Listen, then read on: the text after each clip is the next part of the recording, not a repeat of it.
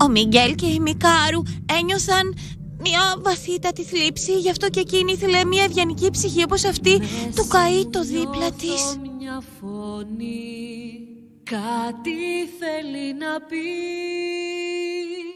σαν ανάμνηση θολή, πλανέτες στη βροχή. Θα απλώσω πάλι τα φτερά μου, πιάνω ουρανό, ζωντανεύω τα όνειρά μου και ζω για ένα σκοπό, να σε δω.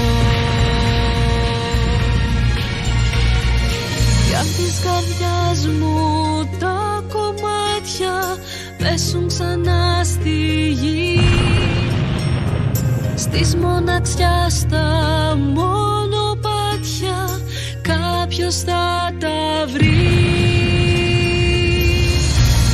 Έχω ανάγκη να σωθώ, να γιατρευτώ. Η καρδιά μου μπόρεσε κι όλα τα συγχώρεσε. Ζω